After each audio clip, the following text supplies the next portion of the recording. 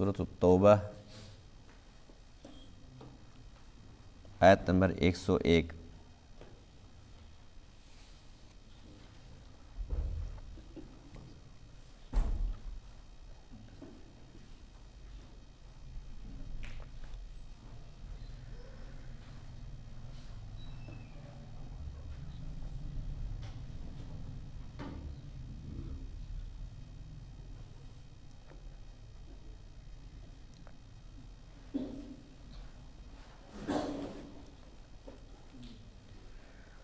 اعوذ باللہ من الشیطان الرجیم،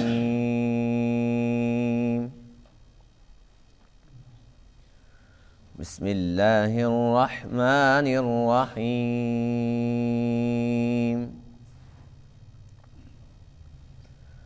وآخرون اعترفوا بذنوبهم خلطوا عملا صالحا وآخر سيئا عسى الله أن يتوب عليهم إن الله غفور رحيم۔ خذ من أموالهم صدقة تطهرهم وتزكيهم بها وصل عليهم إن صلاتك سكن لهم والله سميع عليم۔ ألم يعلموا أن الله هو يقبل التوبة عن عباده ويأخذ الصدقات وأن الله هو التواب الرحيم؟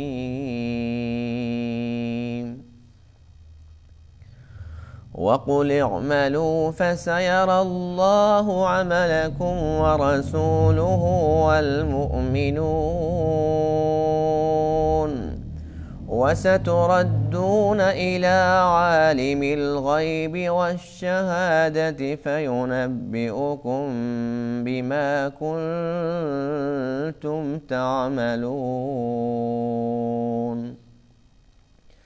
وآخرون مرجون لأمر الله إما يعذبهم وإما يتوب عليهم والله عليم حكيم۔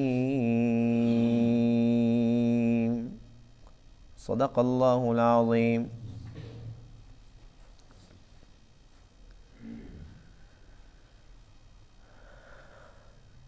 آج کے درس میں ان آیت کریمہ میں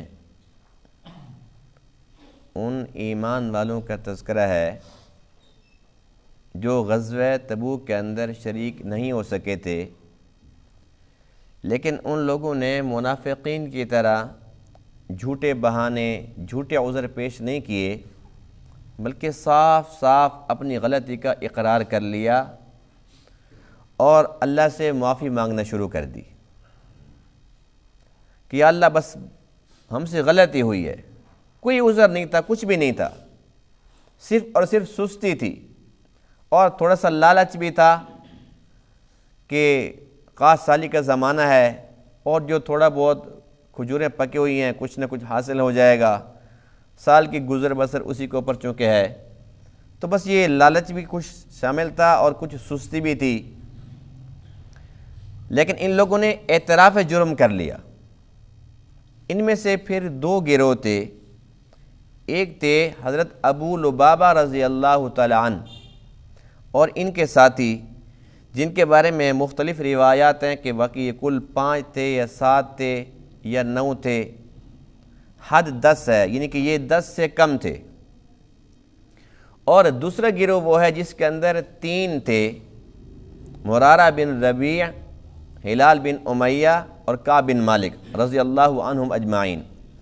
یہ 3 کا ذکر آج کے درس کے اندر سرسری ہے، یعنی کہ ایک آیت کریمہ باقاعدہ ہے، لیکن اس کی جو تفصیل ہے وہ باقاعدہ طور پر آئندہ آیات میں انشاءاللہ آ جائے گی۔ تو اللہ فرماتے ہیں کہ یہ جو پہلا گروہ ہے ان کی توبہ میں نے جلدی قبول کر لی، جو دوسرا گروہ تھا جس میں 3 شخص تھے، ان 3 کے بارے میں اللہ تعالیٰ نے ان کو بڑی ہی آزمائش کے اندر ڈال دیا تھا، اور 50 دن تک وہ بے چین رہے، پریشان رہے، روتے رہے، یہاں تک کہ ان کے ساتھ تمام کے تمام صحابہ کرام نے سوشل بائیکاٹ کر دیا تھا، نہ ان کو کوئی سلام کرتا تھا، نہ سلام کا کوئی جواب دیتا تھا۔ بیویاں بھی چھوڑ کے چلی گئی، جب تک اللہ کے نبی، جب تک اللہ راضی نہیں ہوگا تب تک ہمارے ساتھ تعلق کی ضرورت ہی نہیں ہے۔ 50 دن تک یہ امتحان رہا، اس کے بعد پھر ان کی توبہ قبول ہوئی۔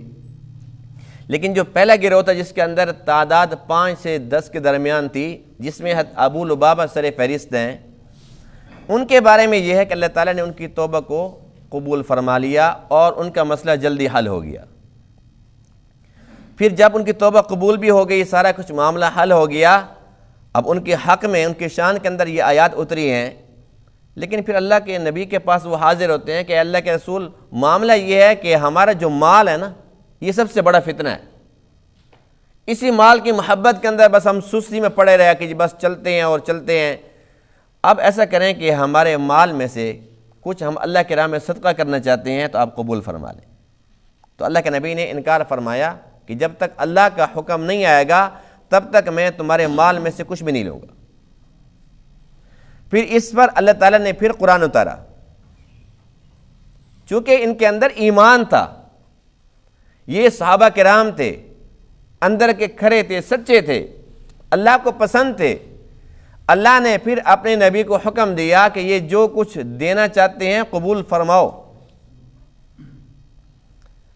اور آپ ان کا تزکیہ کرو، یہ مال نکلے گا تو ان کا مال بھی باقی جو ہے وہ پاک ہو جائے گا، اور ان کی جان بھی پاک ہو جائے گی۔ تو ان کے جان مال کو آپ نے پاک کرنا ہے، آپ ان سے قبول بھی فرمائیں، اور اللہ نے حکم دیا کہ ان کے لیے دعا بھی کرو، اور اللہ تعالیٰ نے اس کی وجہ بھی ارشاد فرمائی۔ دیکھو، اللہ تو اس کا محتاج نہیں ہے کہ جب وہ سچی میں رو رہے ہیں، ان کا رونا اللہ تعالیٰ نے قبول فرما لیا ہے، اللہ کو ان کا رونا پسند آ گیا ہے، تو پھر اللہ نے کیوں حکم دیا اپنے نبی کو کہ ان کے لیے دعا کرو؟ اللہ فرماتے ہیں کہ اے میرے محبوب، تیری دعا سے ان کا دل مطمئن ہو جائے گا، ان کو سکون مل جائے گا، ان کا دل پھر ٹھنڈا ہوگا کہ اللہ کے رسول واقعی خوش ہو گئے ہیں، راضی ہو گئے ہیں، ان کے لیے دعا کرو۔ تو یہ کتنی بڑی بات ہے، کیا شان ہے صحابہ پاک کی، کہ جب ان کا جذبہ چونکہ سچا ہے، اور اللہ تعالیٰ علیم بذات الصدور ہے، دلوں کے بھیدوں سے واقف ہے، ان کے دل کے اندر کیا تھا؟ ایمان تھا۔ جن کے اندر نفاق تھا، اس کا ذکر ہم پڑھ چکے ہیں نا گزشتہ دروس کے اندر، کہ ان کا کردار کیا تھا۔ ان کے چونکہ بہانے جھوٹے تھے، جھوٹے عذر بنائے ہوئے تھے، اللہ نے رد کر دیے۔ اللہ کیا فرماتے ہیں؟ قُلْ لَا تَعْتَذِرُوا، جاؤ، عذر پیش کرنے کی ضرورت نہیں ہے، قَدْ نَبَّأَنَا اللَّهُ مِنْ أَخْبَارِكُمْ، اللہ نے تمہاری ساری خبریں میں بتلا دی ہیں، سارا پتہ ہے کہ تمہارا کیا عذر تھا، سب جھوٹ ہے۔ لیکن اللہ تعالیٰ جب صحابہ کی باری آتی ہے، پھر اللہ کا قرآن کیا کہتا ہے؟ نہیں نہیں، ان کے جو عذر تھے وہ تو انہوں نے صاف صاف بتا دیا کہ وہ کچھ بھی نہیں تھا، یہ عذر تھا کہ سستی ہے، مال کی محبت ہے، تو یہ عذر نہیں ہے بلکہ اعتراف جرم ہے۔ جب جرم قبول کر لیا، مان لیا کہ ہم سے غلطی ہوئی ہے، تو اللہ فرماتے ہیں کہ پھر میں تو تواب ہوں، توبہ قبول کرنے والا ہوں۔ میں نے کسی کو انکار تو نہیں کیا کہ تم توبہ کرو گے تو قبول نہیں کروں گا، نہیں، جب یہ توبہ کر رہے ہیں تو پھر میری طرف سے کوئی دیر نہیں ہے، اللہ نے ان کی توبہ کو قبول فرما لیا۔ وآخرون، اور دوسرے ہیں، یعنی کہ وہ جو پہلے گزر چکے ہیں نا، وہ منافقین کا ذکر تھا، وآخرون ایک دوسرا گروہ ہے، اعترفوا بذنوبہم، جنہوں نے اپنے گناہوں کا اعتراف کر لیا۔ ان کا جرم کیا تھا؟ خلطوا عملا صالحا، انہوں نے ملا دیا ایک نیک عمل کو، وآخر سیئا، اور دوسرا برے کو۔ یعنی کہ مومن تھے، نمازیں پڑھتے تھے، روزے، حج، زکوٰۃ، سارا کچھ کرتے تھے، لیکن غزوہ تبوک میں شریک نہ ہو کر انہوں نے ایک برا کام کر لیا، یہ ان کا جرم تھا، گناہ تھا۔ وآخر سیئا، یہ ان کا دوسرا گناہ تھا، دونوں کو آپس کے اندر خلطوا، ملا دیا۔ یعنی کہ برے نہیں ہیں، اچھے ہیں، ایک غلطی بھی ہوئی ہے۔ عسى اللہ ان یتوب علیہم، امید ہے کہ اللہ تعالیٰ ان کی توبہ قبول فرمائے گا۔ ان اللہ غفور، بے شک اللہ تعالیٰ بہت زیادہ معاف فرمانے والا، رحیم، بڑا ہی مہربان ہے۔ خذ من اموالہم صدقہ، اللہ اپنے نبی کو حکم دے رہا ہے، آپ لے لیجئے ان کے مالوں میں سے صدقہ، تطہرہم، آپ ان کو پاک کیجئے، وتزکیہم، ان کا تزکیہ کیجئے، وتزکیہم بہا، آپ ان کا تزکیہ کیجئے، ان کے اندر کی صفائی کیجئے اس مال کے ساتھ، وصلی علیہم، اور ان کے لیے دعا کیجئے۔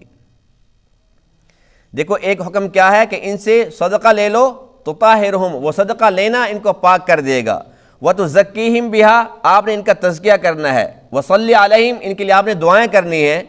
ان صلاتک سکن لہم، بے شک آپ کی دعا ان کے لیے سکون کا ذریعہ ہوگی۔ واللہ سمیع علیم، اللہ تعالیٰ سب کچھ سننے والا، جاننے والا ہے۔ الم یعلموا، کیا یہ جانتے نہیں، ان اللہ هو یقبل التوبۃ عن عبادہ، کہ بے شک اللہ ہی تو ہے جو اپنے بندوں کی توبہ قبول فرماتا ہے، وَيَأْخُذُ الصَّدَقَاتِ، اور صدقات کو قبول فرماتا ہے، وَأَنَّ اللَّهَ، اور بے شک اللہ ہی تو ہے، هُوَ التَّوَّابُ، جو توبہ قبول فرماتا ہے، رحیم، اور رحم فرمانے والا ہے۔ وَقُلِ اعْمَلُوا، اور آپ فرما دیجئے کہ تم عمل کرو، فَسَيَرَ اللَّهُ عَمَلَكُمْ، پس ان قریب اللہ تمہارے عمل کو دیکھے گا، وَرَسُولُهُ، اور اس کا رسول بھی دیکھے گا، وَالْمُؤْمِنُونَ، اور ایمان والے بھی دیکھیں گے۔ وَسَتُرَدُّونَ إِلَىٰ عَالِمِ الْغَيْبِ وَالشَّهَادَةِ، اور ان قریب تم لوٹائے جاؤ گے اس ذات کی طرف جو جاننے والی ہے غیب کو بھی اور ظاہر کو بھی۔ فَيُنَبِّئُكُم بِمَا كُنتُمْ تَعْمَلُونَ، پس اللہ تمہیں خبر دے گا ان اعمال کی جو تم کیا کرتے تھے۔ یہ ہو گیا پہلے گروہ کا ذکر۔ وَآخَرُونَ، اور ایک اور گروہ ہے، مُرْجَوْنَ لِأَمْرِ اللَّهِ، جن کا معاملہ مؤخر کر دیا گیا ہے اللہ کے حکم کی وجہ سے۔ اما يعذبهم، یا تو اللہ ان کو عذاب دے گا، وَإِمَّا يَتُوبُ عَلَيْهِمْ، اور یا یہ کہ اللہ ان کی توبہ بھی قبول فرمائے گا۔ واللہ علیم حکیم، اور اللہ تعالیٰ سب کچھ جاننے والا، حکمتوں والا ہے۔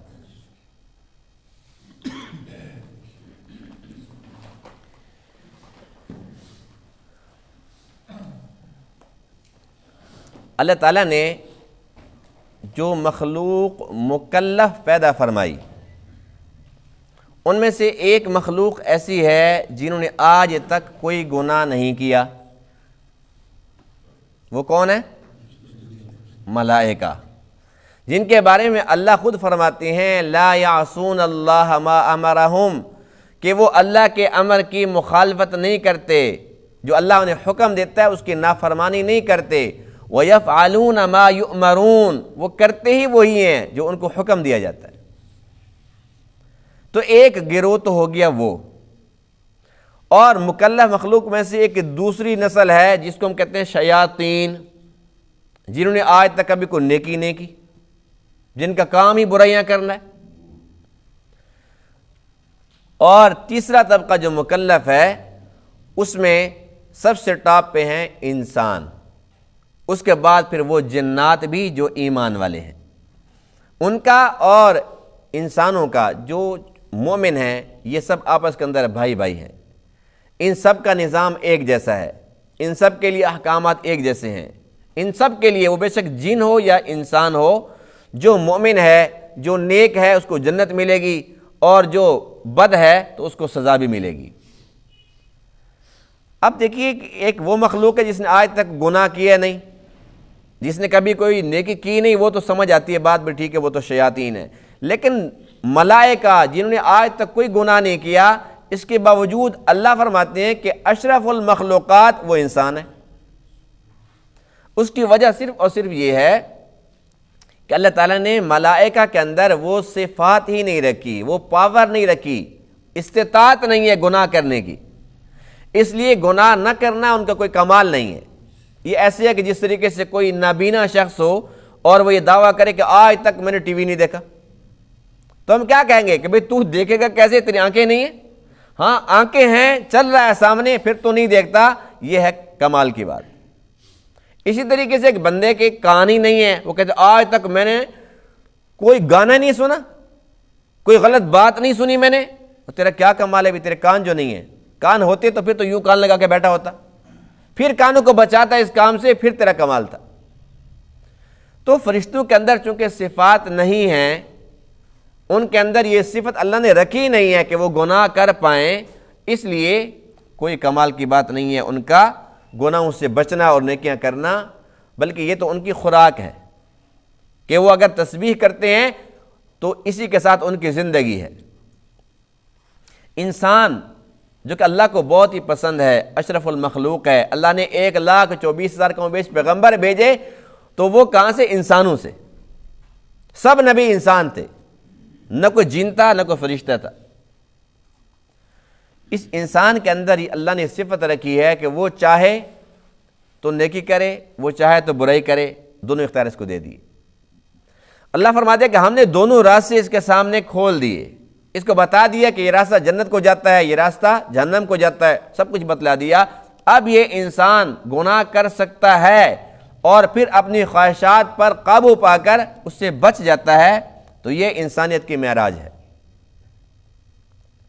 اور شیطان کا سب سے بڑا جرم یہ نہیں ہے کہ اس نے سجدے سے انکار کیا تھا، کوئی شک والی بات نہیں ہے، ابتدا تو وہیں سے ہوئی تھی نا کہ اس نے انکار کیا، میں سجدہ نہیں کرتا۔ اس سے بڑا جرم یہ تھا کہ وہ اکڑ گیا، غلطی ہو گئی تھی۔ کتنے سجدوں کا انکار ہم نے کیا ہوا ہے، کتنے سجدے ہم چھوڑ دیتے ہیں۔ انسانوں میں سے کتنے لوگ ایسے ہیں جو کہتے ہیں ہم نہیں مانتے، اللہ کو بھی نہیں مانتے ہیں، ایسے کہ نہیں ہے؟ لیکن اللہ نے توبہ کے دروازے کسی کے لیے بھی بند نہیں کیے، شیطان کے لیے بند نہیں کیے۔ شیطان نے جب ایک غلطی کر لی تھی، اب وہ اگر یہ کہہ دیتا کہ اللہ غلطی ہو گئی ہے، اس کا کام بن سکتا تھا، لیکن یہ اکڑ گیا، کہتا ہے میں نے ٹھیک کیا۔ بس یہی ایک فرق ہے شیطان اور انسان میں۔ شیطان نے اکڑ دکھائی، ذلیل ہو گیا، اللہ کو اس پہ لعنت برس رہی ہے، پڑ رہی ہے، قیامت تک پڑتی رہے گی۔ اللہ کا فیصلہ ہے فَاخْرُجْ مِنْهَا فَإِنَّكَ رَجِيمٌ وَإِنَّ عَلَيْكَ لَعْنَتِي إِلَىٰ يَوْمِ الدِّينِ۔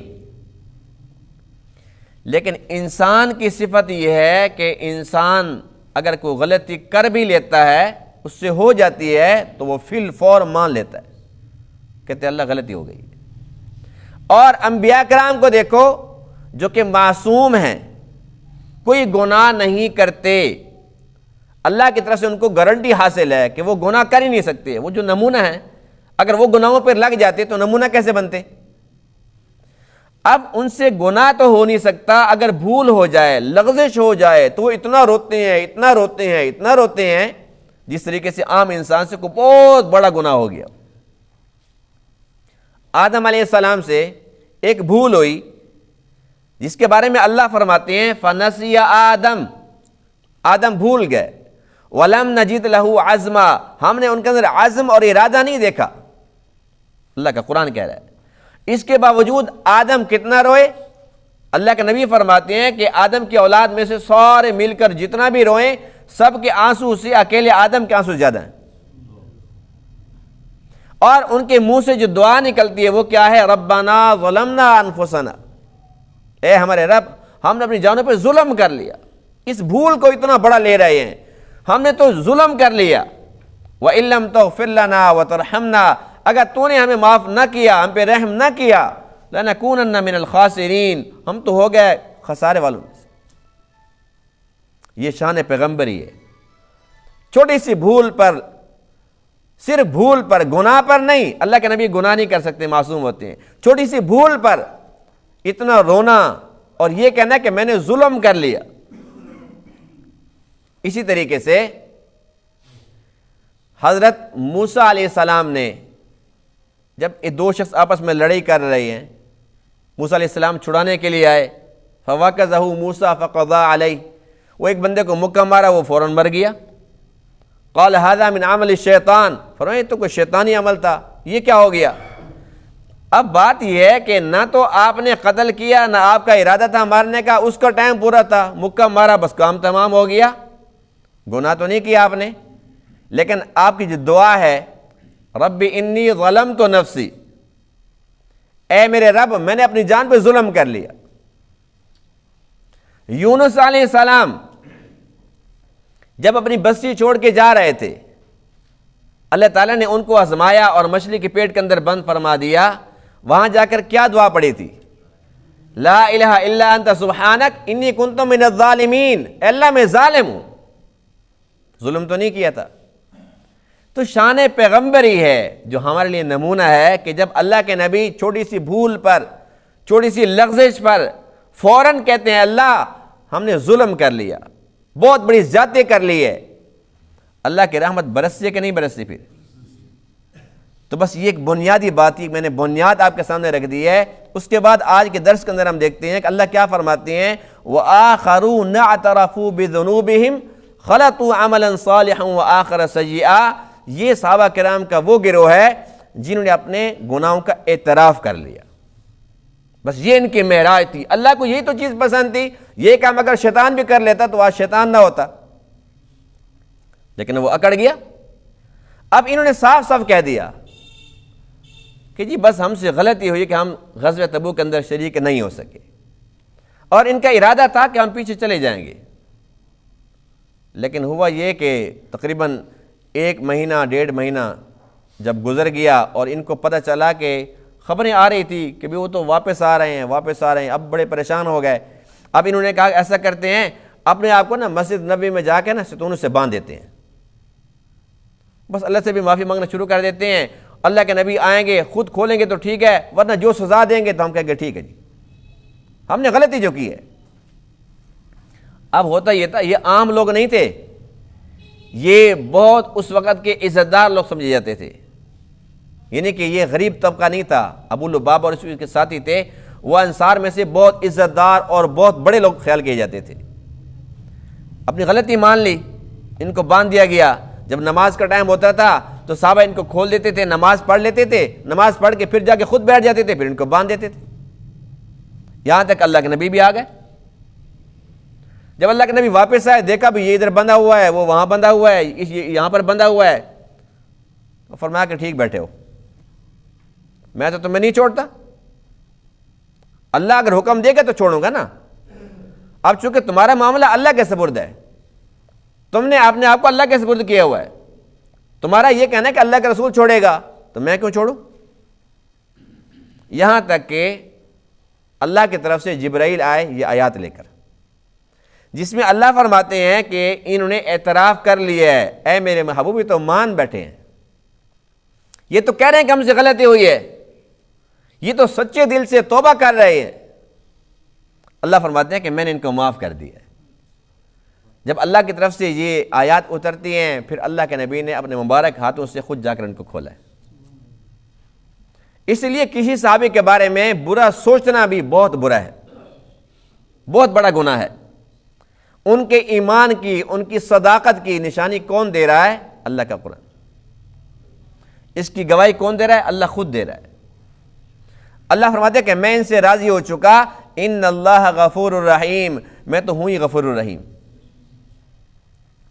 اب جب ان کے ہاتھ کھول دیے، یہ آزاد ہو گئے، ان کی توبہ قبول ہو گئی، احساس تو تھا، سچے مومن جو تھے گھر گئے، اور گھر جا کر پھر یہ خود فیصلہ کیا کہ بس جس مال کی محبت کے اندر ہمارے ساتھ یہ کچھ ہوا، اب اللہ اتنا راضی ہو گیا ہے، اللہ کا قرآن ہمارے ایمان اور ہماری توبہ کا گواہ بن گیا ہے، تو اس مال کی کیا حیثیت ہے، چلو مال کو لے کے چلتے اللہ کے نبی کی خدمت میں۔ اب آئے اللہ کے رسول، یہ قبول فرما لو۔ فرمایا کہ نہیں قبول کرتا، میں قبول نہیں کرتا، مال کی محبت ہی تو رکھو مال کو۔ لیکن یہاں پھر جذبہ سچا تھا۔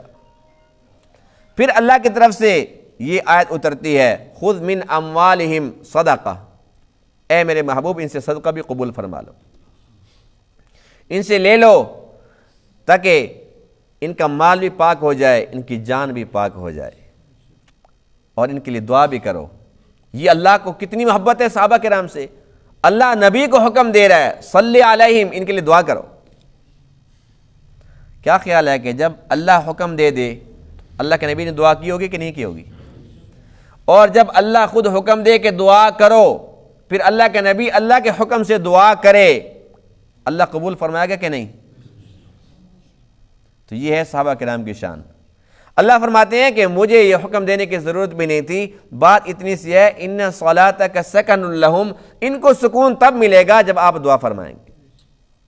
ان کے دل میں یہ خیال آ رہے ہیں کہ پتہ نہیں، ہو سکتا ہے اللہ کے نبی راضی نہ ہوئے ہوں، اللہ کا قرآن تو کہہ رہا ہے اللہ نے تو ہمیں معاف فرما دیا، لیکن اللہ کے نبی اگر راضی نہیں ہوئے پھر کیا بنے گا؟ جب آپ دعا فرما دیں گے تو پھر ان کا دل صاف ہو جائے گا کہ واقعی بھی اللہ بھی خوش ہے، اللہ کا محبوب بھی خوش ہے۔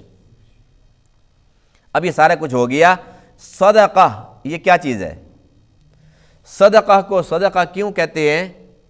یہ ایک مومن شخص کے اندر جو ایمان ہے اس کی صداقت کی نشانی ہے، کیونکہ جو شخص اپنے مال کو اللہ کے راہ میں دینے کے لیے تیار ہو جاتا ہے، وہ دے دیتا ہے، تو یہ اس بات کی دلیل ہے کہ اس کا جو ایمان ہے وہ سچا ہے۔ ایمان کے صداقت کی دلیل یہ صدقہ ہے۔ اور صدقہ کی حیثیت کیا ہے؟ بے شمار فضائل ہیں، لیکن مختصر ایک حدیث پاک میں ہے، اللہ کے نبی فرماتے ہیں کہ جب تم لوگ اللہ کے راہ میں صدقہ دیتے ہو، ایک ٹکڑا، ایک کھجور سمجھ لو، اللہ کے نبی فرماتے ہیں کہ اللہ تعالیٰ اس کو دائیں ہاتھ سے لیتا ہے، اور فرمایا کہ جو صدقہ دینے والا ہے جیسے ہی وہ دیتا ہے، دینے سے پہلے اللہ کے ہاتھ میں آ جاتا ہے۔ اور اللہ کے نبی فرماتے ہیں کہ پھر اللہ اس کے ساتھ کیا سلوک کرتا ہے؟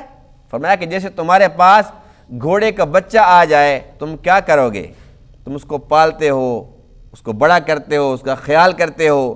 تمہارے پاس جس طریقے سے گھوڑے کا بچہ آ جاتا ہے، تم اس کی خدمت کرتے ہو، بڑا کرتے ہو۔ اللہ کے نبی فرماتے ہیں کہ جو تمہارے صدقے کا ایک ٹکڑا یا ایک کھجور ہوتی ہے، اللہ دائیں ہاتھ میں لیتا ہے، پھر اس کی پرورش کرتا ہے، اس کو پالتا ہے، اور اتنا بڑا کرتا ہے کہ اس ایک ٹکڑے کو احد پہاڑ سے بڑا کر دیتا ہے۔ یہ صدقے کی حیثیت ہے۔ اللہ کے نبی فرماتے ہیں کہ یہ بلا کو دفع کرتا ہے، مصیبتوں کو ٹالتا ہے صدقہ۔ ہمارے ہاں یہ ہوتا ہے کہ اگر ہم منت بھی مانتے ہیں نا تو ہم کہتے ہیں جی بس اگر میرا اللہ نے یہ کام کر دیا نا تو میں 20 رکعت نفل پڑھوں گا، 20 روزے بھی مان لیتے ہیں، لیکن 20 روپے جیب سے نکلتے نہیں ہیں، اتنی مال کی محبت ہے۔ اور ہم بھول جاتے ہیں کہ اللہ نے 2 فرشتے مقرر فرمائے، ہر روز وہ دنیا پہ تشریف لاتے ہیں۔ ایک کہتا ہے یا اللہ سخی کے مال کو بڑھا، سخی کے مال کو بڑھا، اللہ نے خود اس کو بھیجا ہے۔ اور دوسرا کہتا ہے اللہ جو بخیل ہے اس کے مال کو گھٹا۔ لیکن اس کے باوجود ہم کہتے ہیں کہ ہم تو بخل کریں گے ہی کریں گے۔ تو یہ صدقے کی عادت جو کہ آج کل تقریباً ختم ہونے کے قریب ہے، اور ہمارے سامنے اگر کوئی بندہ مستحق، یہ جو ہوتا ہے نا بازاری لوگ جو ایسے ہوتے ہیں پروفیشنل قسم کے لوگ، ان کی بات نہیں کر رہا ہوں، جو واقعتاً مستحق ہو، اگر وہ ہمارے سامنے آ جائے اور وہ ہم سے مانگتا ہے، ہم کہتے ہیں جی معاف کرو، اس کو نہیں کہنا چاہیے۔ ایک تو ہے نا جو عام پیشہ ور لوگ ہیں، ان کی بات میں نہیں کر رہا ہوں، جو حقیقتاً لوگ ہیں ان کو یہ کہنا کہ معاف کرو، جب ہم ایسا کام کرتے ہیں تو ہماری اولاد ہم سے یہ سبق لیتی ہے، ان کی تربیت غلط ہو جاتی ہے، وہ کہتے ہیں نہیں دینا۔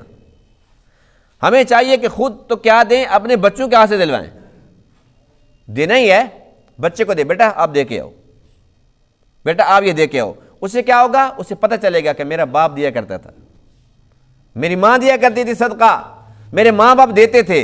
جب ان کے ہاتھ سے ہم خرچ کرائیں گے نا تو یہ ان کی دینی تربیت ہے۔ اور اس کے اندر سے جو بخل کا مادہ ہر ایک انسان کی فطرت میں ہے، اس میں جو بخل کا مادہ ہے وہ کمزور پڑے گا، اور اس کے اندر سخاوت کا جذبہ پیدا ہوگا۔ یہ کام کرنا چاہیے کہ نہیں کرنا چاہیے؟ حضرت داؤد علیہ نبی علیہ السلام نے ایک مرتبہ اللہ تعالیٰ کے سامنے التجا کی، اے اللہ میرا دل چاہتا ہے کہ وہ ترازو جس پر آپ نے اعمال کا وزن کرنا ہے مجھے وہ دکھائیں۔ اللہ نے فرمایا کہ اے داؤد رہنے دو، آپ نہ دیکھو۔ داؤد علیہ السلام نے پھر عرض کیا اللہ شوق ہے، تمنا ہے کہ وہ دیکھوں۔ اللہ تعالیٰ نے وہ ترازو ظاہر فرما دیا، پردے ہٹا دیے۔ جب ترازو دیکھا ایک پلڑ اتنا بڑا کہ ساتوں آسمان ساتوں زمین اس کے اندر آ جائے۔ جب وہ دیکھا تو وہ تو رونے لگ گئے، اے اللہ اتنا بڑا ایک پلڑا ہے، انسان کتنے نیکیاں کر سکتا ہے، ساری زندگی سجدے میں پڑا رہے، یہ تو پھر بھی نہیں بھرتا۔ اللہ فرماتے اے داؤد دیکھا نا، یہی تو میں کہہ رہا تھا کہ تو نہ دیکھ کے پریشان ہو گئی ہے۔ عرض کی اے رب ذوالجلال پریشان کیوں نہ ہوں، اتنا بڑا پلڑا ہے، انسان کی نمازیں ہیں ہی کتنی، اس کے روزے، اس کی ساری عبادت تو کسی ایک طرف کہیں پڑی ہوگی، یہ ہم سے تو نہیں بھرتا۔ اللہ فرماتے ہیں کہ اے داؤد سن، جو مومن شخص اخلاص کے ساتھ ایک کھجور میری رضا کی خاطر صدقہ کرے گا، ایک کھجور کے ثواب کو اتنا بڑھاؤں گا کہ اکیلے اس ثواب سے پلڑا بھر جائے گا۔ یہ اللہ کی رحمت ہے۔ تو بات یہ ہے کہ ہم لوگ اس کے عادی نہیں رہے۔ اللہ کی راہ میں خرچ کرنے والا کا کبھی ختم ہو سکتا ہے؟ اللہ کا قرآن کہتا ہے وَيُرْبِي الصَّدَقَاتِ، بڑھاتا ہوں صدقات کے ساتھ۔ اور ایک اور ہمارے اندر کمزوری ہے، ہم سب کے اندر کمزوری ہے، وہ یہ ہے کہ ہم اللہ کے ساتھ جب بھی کوئی معاملہ کرتے ہیں، کوئی معاہدہ کرتے ہیں تو اللہ پہ اعتماد نہیں کرتے۔ وہ کیسے؟ بھئی میرا بچہ بیمار ٹھیک ہو جائے گا تو اللہ کے نام پہ یہ دوں گا، میرا دکان کا مسئلہ یہ حل ہو جائے گا تو میں یوں کروں گا، میرا مکان کا مسئلہ یہ ہو جائے گا تو پھر اتنا دوں گا۔ یعنی اللہ کے ساتھ ہم کمپرومائز کس طریقے سے کرتے ہیں؟ اللہ پہلے تو ہمارا کام کر، ہم پھر کریں گے۔ اللہ پہ اعتماد نہیں ہے نا۔ اگر اللہ پہ ہم اعتماد سیکھ جائیں کہ جب اللہ کے اختیار میں تو ہے ہی کہ ہمارا کام فوراً کر سکتا ہے وہ، تو ہم پہلے کیوں نہیں دے دیتے؟ جو بکرا ہم نے بعد میں دینا ہے وہ بکرا پہلے دے دیں۔ اللہ میرا کام جو تھا میں نے پہلے کر دیا، تو جان تیرا کام جانے۔ اللہ خوش ہوگا کہ نہیں ہوگا؟ اللہ خوش ہوگا کہ میرے بندے کو میرے پر اعتماد تو ہے، اللہ پھر کرے گا بھی۔ جب ہم اس طریقے سے ڈنڈیاں مارتے ہیں نا، اللہ کو پتہ ہوتا ہے کہ بکرا تو کیا یہ مرغی کا انڈا بھی نہیں دے گا، یہ چکر بازیاں کر رہا ہے، یہ کام نکلوانے کے لیے آیا ہوا ہے۔ اللہ خود فرماتے ہیں اذا مسو شر فذو دعاء عریض، جب اسے کوئی تکلیف پہنچتی ہے تو پھر لمبی لمبی دعا، یا اللہ تو ہی ہے، یا اللہ تو ہی ہے، تیرے بغیر کون ہے میرا۔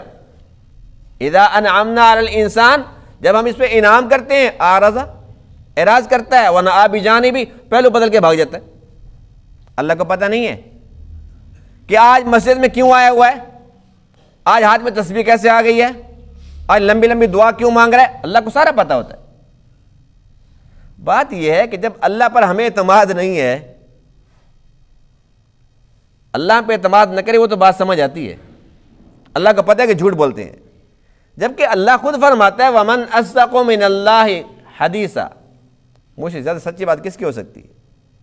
اللہ خود فرماتے ہیں کہ میں وعدہ خلاف نہیں ہوں، ان اللہ لا یخلف المیعاد۔ تو یہ صدقے کے معاملے کے اندر ہمیں چاہیے کہ اللہ کے ساتھ ہم جو معاہدہ کرتے ہیں تو اس کو صدق دل سے کریں، بھرپور اعتماد کے ساتھ کریں، اور ہم پہل کریں۔ جب ہم پہل کریں گے تو انشاءاللہ ہمارے سارے کے سارے مسائل ایسے انن فن حل ہونا شروع ہو جائیں گے۔ بہرحال اللہ فرماتے ہیں الم یعلموا، کیا یہ جانتے نہیں ہیں ان اللہ هو یقبل التوبۃ عن عبادہ، اللہ ہی تو ہے جو اپنے بندوں کی توبہ قبول فرماتا ہے، ویأخذ الصدقات، اللہ ہی تو ہے جو صدقات کو قبول فرماتا ہے، وان اللہ هو التواب الرحیم، اللہ ہی تو ہے تواب، توبہ قبول فرمانے والا، رحیم، بہت زیادہ مہربان، رحم فرمانے والا۔ دیکھو بات یہ کہ اللہ تعالیٰ منتظر ہے کب میرے بندے توبہ کرتے ہیں، کب میرے بندے اعتراف جرم کرتے ہیں میرے سامنے، جیسے کہ ان صحابہ کرام نے کیا۔ آج ان کی شان کے اندر قرآن بول رہا ہے۔ آج ہم نے یہ آیات پڑھی تو ان صحابہ کرام کی محبت دلوں کے اندر اور بڑھ گئی، حالانکہ انہوں نے تو غلط کام کیا تھا، غزوہ تبوک میں شریک نہیں ہوئے تھے، ان سے گناہ ہوا تھا، لیکن ان کی محبت اور بڑھ گئی ہے، اس لیے کہ اللہ خود فرماتا ہے کہ انہوں نے اعتراف جرم کر لیا تھا، ان کی توبہ میں نے قبول فرما لی۔ ان کی توبہ کا، ان کے ایمان کا اور ان کے دل کی صفائی کا گواہ خود اللہ بن گئے۔ تو اسی طریقے سے اگر ہم میں سے کوئی شخص اللہ کے سامنے اعتراف جرم کر لیتا ہے، سچے دل سے توبہ کرنے کے لیے تیار ہو جاتا ہے، تو اللہ وہی ہے، وہی ہے کہ نہیں ہے؟ اللہ کے فیصلے بھی وہی ہیں، اللہ کی رحمت بھی وہی ہے، کوئی کمی نہیں ہے۔ بات یہ ہے کہ صرف ہم بدل گئے۔ ہمیں چاہیے کہ ہم بھی اپنے اندر ایمان مضبوط کریں، اللہ کے سامنے آئیں، روئیں، گڑ گڑائیں، اعتراف جرم کریں اور توبہ کریں، اور اللہ سے دعا کریں کہ یا اللہ توبہ تو کرتے ہیں پھر ٹوٹ جاتی ہے، توبہ کرتے ہیں پھر ٹوٹ جاتی ہے، اللہ توبہ کی توفیق بھی تو نے دی، اس کو قبول بھی فرما، اس پہ استقامت بھی تو عطا فرما، یہاں تک کہ جب ہمارا خاتمہ ہو تو ہم اس وقت توبہ کے ساتھ صبح شام توبہ کرتے رہیں گے، کرتے رہیں گے، کرتے رہیں گے، جب بھی اللہ کا بلاوا آئے گا ہم تو توبہ کے ساتھ ہوں گے۔ جب توبہ کے ساتھ چلے جائیں گے تو انشاءاللہ آخرت کی زندگی جو اصل زندگی ہے، جو ہمیشہ ہمیشہ کی زندگی ہے، اس میں سکون، چین، اطمینان اور راحتیں، مزے ہی مزے ہوں گے انشاءاللہ۔ اللہ تعالیٰ ان تمام باتوں کو سمجھنے، عمل کرنے کی توفیق عطا فرمائے۔ وآخر دعوانا الحمد للہ رب العالمین۔